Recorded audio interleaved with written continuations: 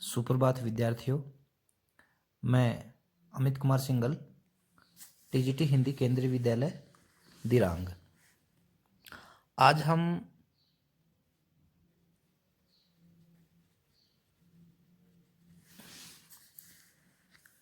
कक्षा 9 में हमारी पाठ्य पुस्तक क्षितिज भाग 1 में पाठ 3 और श्यामचरण दुबे द्वारा रचित उपभोक्तावाद की संस्कृति पाठ पढ़ेंगे।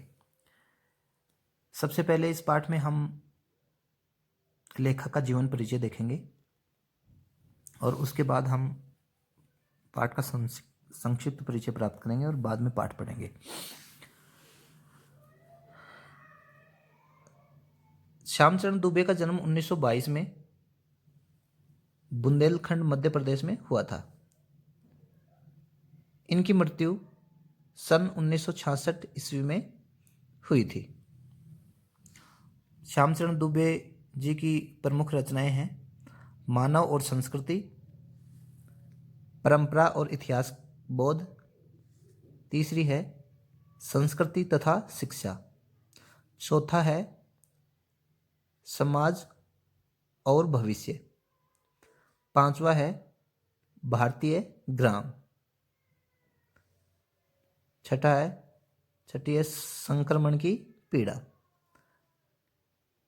नंबर 7 विकास का समाजशास्त्र और 8वां है समय और संस्कृति।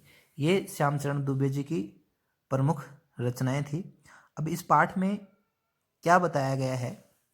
संकलित निबंध उपभोक्तावाद की संस्कृति बाजार की गिरफ्त में आ रहे समाज की वास्तविकता को प्रस्तुत करता है। उपभोक्तावाद, एक तो उपभोक्ता,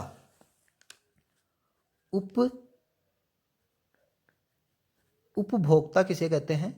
जो वस्तुओं का उपयोग करता है, उपभोग करता है, उनको खर्च करता है और अपना जीवन यापन करता है, उसे उपभोक्ता कहते हैं। और उपभोक्ता कौन होता है? चीज़ों का उपभोग करने वाला। हम मार्केट से, बाजार से वस्तुएं लाते हैं और उनका अपने जीवन यापन के लिए उपभोग करते हैं, तो उपभोक्ता हो गया।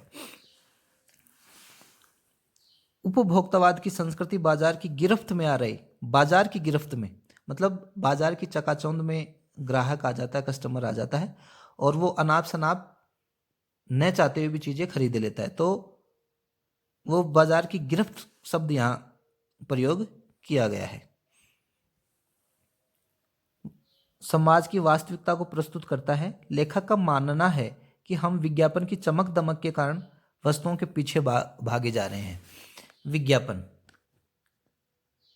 विज्ञापन के कारण हम वस्तुओं के पीछे भागते हैं। विज्ञापन में वस्तुओं को बढ़ा चढ़ाकर दिखाया जाता है, उसके गुण दिखाए जाते हैं, चाहे उसमें वास्तविकता में वो गुण हो या न हो, लेकिन ग्राहक उसकी गिरफ्त में आ जाता है, उसकी बातों में आ जाता है और उसकी तरफ आकर्षित हो जाता है और इसीलिए विज्ञापन के चक्रों में आके वो उन चीज़ों को खरीदने के लिए तैयार हो जाता है।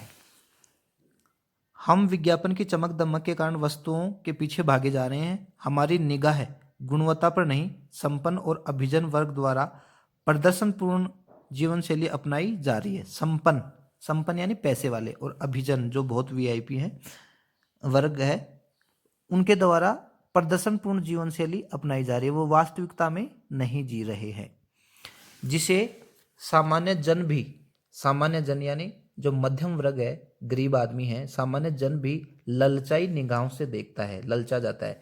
यह सभ्यता के विकास की चिंताजनक बात है, क्योंकि पैसे वाला तो पैसे देके वस्तुएं खरीद सकता है और उनको बहुत ज़्यादा फर्क नहीं पड़ता। वो प्रदर्शन में भी विश्वास करते हैं, दिखावे के लिए जीते हैं। तो इससे सबसे ज़्यादा प्रभावित कौन होता है? सामान्य जन होता है और वो अपनी कमाई का अधिकांश हिस्सा उन वस्तुओं के लिए खराब कर देता है। लेखक की यह बात महत्वपूर्ण है कि जैसे जैसे यह दिखावे की संस्कृति फैलेगी, सामाजिक अशांति और विषमता भी बढ़ेगी। लेखक का क्या मानना है कि जैसे जैसे दिखावे की संस्कृति फैलेगी, सामाजिक अशांति, दिखावे की संस्कृति मतलब वास्तविकता से परे लोगों को दिखाने के लिए, लोगों को आकर्षित करने के लिए ज़्यादा सामान खरीदना, फैशन में रहना और बढ़ चढ़कर चीज़ें खर्च करना, पैसे खर्च करना, चाहे वो हमारी लिए उपयोगी हो या न हो, लेकिन हम दुनिया के नज़रों में आने के लिए, दुनिया को दिखाने के लिए अनाप शनाप खर्च करते हैं। इससे क्या होगा? सामाजिक अशांति बढ़ेगी। सामाजिक अशांति, सामाजिक अशांति बढ़ेगी। क्योंकि सामाजिक अशांति, एक तो पैसे वाले बहुत पैसा खर्च करेंगे, वो पैसा जो समाज कल्याण के कार्यों में खर्च होना चाहिए था वो फिजूल खर्ची में खर्च हो जाता है, तो उससे एक तो अशांति बढ़ेगी। दूसरा, जो सामान्य जन है वो भी ललचाई निगाहों से देखता है कि काश हमारे पास भी इतना पैसा हो, हम भी अमीर आदमियों की तरह जिए। तो इससे सामाजिक अशांति और विषमता बढ़ती है। विषमता यानी गैर बराबरी बढ़ती है। लेखक बताता है कि धीरे धीरे हमारी जीवन शैली में परिवर्तन हो रहा है। जीवन शैली यानी जीने की जो शैली है उसमें परिवर्तन हो रहा है। उपभोक्तावाद का जीवन दर्शन उभर कर सामने आ रहा है। उपभोक्तावाद यानी हम चीज़ों को अधिक से अधिक खर्च करने में, उपभोग करने में विश्वास रखने लग गए हैं। जबकि पहले क्या था? मानव है प्रकृति के नज़दीक था, प्रकृति के नज़दीक था, प्राकृतिक जीवन जीता था, कोई उसमें दिखावा नहीं था। चारों ओर उत्पादन बढ़ाने पर जोर है। इन सारे उत्पादनों को हमारे भोग के लिए बनाया जा रहा है, यानी वस्तुएं अधिक से अधिक उत्पादित करने के लिए जोर दिया जा रहा है, और वो सारी चीज़ें किस काम आएंगी? हमारे उपभोग के काम आएंगी। सुख की व्याख्या में बदलाव आया है। भोग को ही सुख बताया गया है। सुख की व्याख्या में, सुख की व्याख्या में क्या आया है? बदलाव आया है। क्या बदलाव आया है? ज़्यादा से ज़्यादा वस्तुओं का उपयोग करना ही सुख की परिभाषा में है। और पहले के जो संत महात्मा थे, हमारे पूर्वज थे, वो क्या थे? सादा जीवन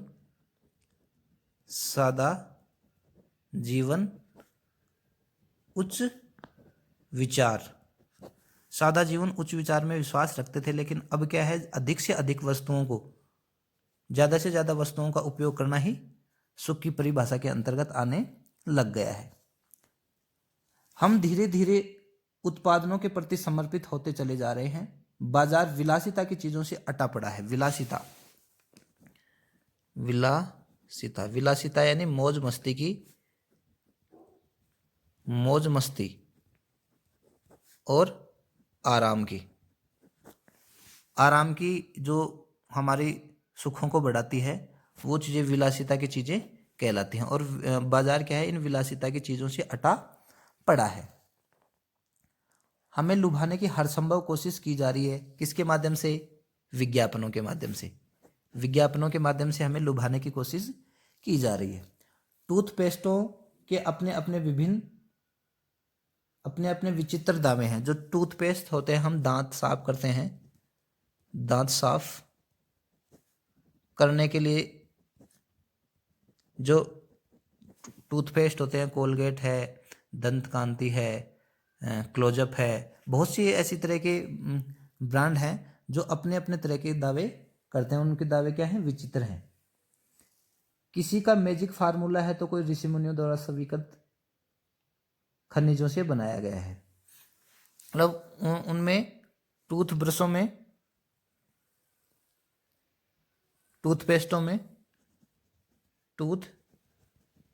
में कोई तो मैजिक जादू बताता है और कोई ऋषि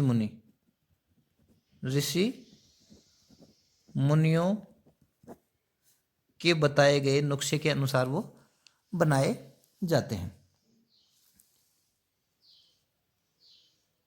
फिर ब्रश की आवश्यकता बताकर उसके रंग, आकार, पहुंच के गुणगान किए जाते हैं। जो ब्रश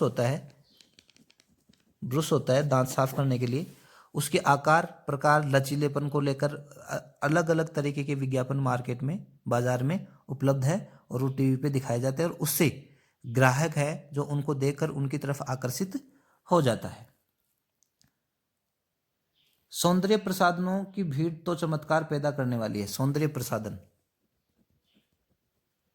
सौंदर्य प्रसाधन, सौंदर्य प्रसाधन यानी सुंदरता को बढ़ाने वाले साधन सौंदर्य प्रसाधन कहलाते हैं। इनसे तो क्या है, ये तो चमत्कार पैदा करने वाले हैं, काले को एकदम गोरा दिखा देते हैं। ये सिर्फ विज्ञापनों में दिखाया जाता है, ऐसा कुछ भी नहीं है। साबुन की विशेषता तो कहना ही क्या है। कोई गंगा जल से बना है तो कोई चमड़ी में चमक लाता है। साबुन जिससे हम नहाते हैं तो कोई तो गंगा जल से बना है। किससे बना है? गंगा जल से बना है। कोई नीम से बना है, कोई पुदीने से बना है, और किसी में कोई अलग महक है, किसी में कोई अलग महक है, किसी में कोई अलग महक है। तो ये सैकड़ों प्रकार के विज्ञापन हैं इस तरह के हैं जो ग्राहक को अपनी ओर आकर्षित करते हैं, आकर्षित भी करते हैं प्लस दिग्भ्रमित भी करते हैं, क्योंकि ग्राहक के सामने दुविधा रहती है कि कौन सा ब्रांड खरीदा जाए और कौन सा नहीं खरीदा जाए।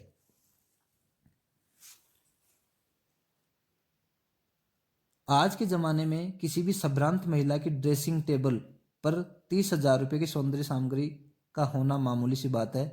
पुरुष भी इस होड़ में पीछे नहीं है। संभ्रांत जो अच्छे घर वाली है, पैसे वाली है और पढ़ी लिखी है, उसकी टेबल पे, किसकी टेबल पे? महिला की टेबल पे 30,000 रुपये का सौंदर्य साधन वहाँ मिल सकता है। और इस होड़ में मजे वाली बात यह है कि इस होड़ में पुरुष भी पीछे नहीं है। आज के ज़माने में पुरुष पीछे नहीं है। वस्त्रों की फैशन की दुनिया भी बड़ी निराली है। वस्त्रों के फैशन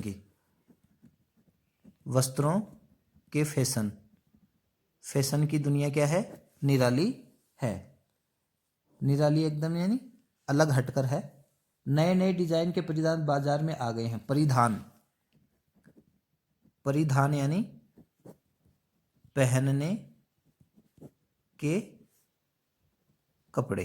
परिधान किसे कहते हैं? पहनने के कपड़े, जो नए नए डिजाइन में बाजार में आ गए हैं।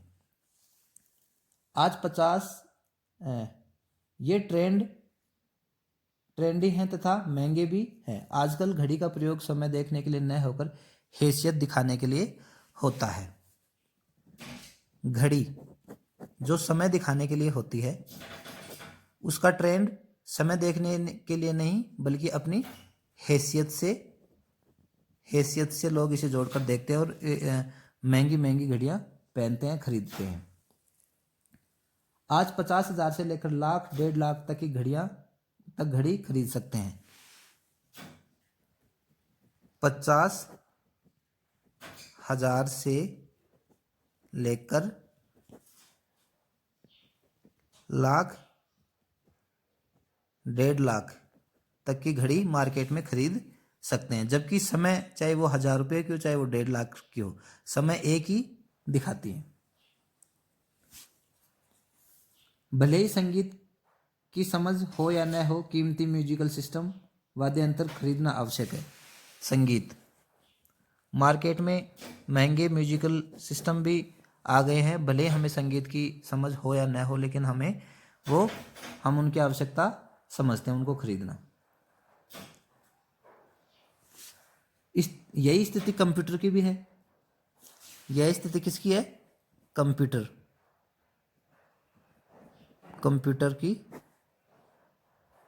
की भी है। खाने के लिए 5 सितारा होटल तथा बीमार पड़ने के लिए 5 सितारा अस्पताल और बच्चों की पढ़ाई के लिए 5 सितारा पब्लिक स्कूल बन गए हैं। खाने के लिए 5 स्टार होटल बन गए हैं और इलाज के लिए 5 स्टार अस्पताल यानी हॉस्पिटल बन गए हैं, और पढ़ाई के लिए 5 स्टार स्कूल बन गए हैं। अब तो अंतिम विश्राम अर्थात मृत्यु के समय भी का भी ठेका ले लिया जाने लगा है। इस प्रकार प्रतिष्ठा के अनेक रूप हो गए हैं। विज्ञापन की भाषा ही राइट चॉइस यानी पहली पसंद बन गई है। अब प्रश्न उठता है कि इस उपभोक्तावादी संस्कृति का विकास भारत में क्यों हो रहा है। अब प्रश्न उठता है कि जो उपभोक्तावादी संस्कृति है उसका विकास भारत में क्यों हो रहा है। क्योंकि भारतीय लोग क्या है, भारतीय लोग पिछलग्गू हैं और वो दिखावे में विश्वास करते हैं। हमारी संस्कृति को धीरे धीरे भुलाते जा रहे हैं और पाश्चात्य संस्कृति को धीरे धीरे अपनाते जा रहे हैं। हम अपनी प्राचीन संस्कृति की चाहे कितनी ही दुहाई क्यों न दें, पर यह सच है कि हमारी परंपराओं का अवमूल्यन अवश्य हुआ है। अवमूल्यन अवमूल्यन यानी घटना कम होना, क्षरण होना, कम होना, अवमूल्यन है। हम प्राचीन संस्कृति की कितनी ही दुहाई दें, लेकिन हम प्राचीन संस्कृति की ओर न जाकर पाश्चात्य संस्कृति की ओर दौड़ रहे हैं। पर यह सच है कि हमारी परंपराओं का अवमूल्यन हुआ है। हम निरंतर बौद्धिक गुलामी स्वीकार करते चले आ रहे हैं। बौद्धिक गुलामी यानी जो बौद्धिक गुलामी का मतलब है, बौद्धिक गुलामी का क्या मतलब है, अन्य को श्रेष्ठ समझकर अपनी दासता के प्रति बिना आलोचनात्मक दृष्टि अपनाए स्वीकार कर लेना। किसी बात को आंखें मूंद कर स्वीकार कर लेना क्या है, बौद्धिक दासता है। हम प्रतिष्ठा की अंधी दौड़ में शामिल होकर बनावटी आधुनिकता की गिरफ्त में आते चले जा रहे हैं। प्रतिष्ठा की अंधी दौड़ में बनावटी आधुनिकता की गिरफ्त में आते चले जा रहे हैं।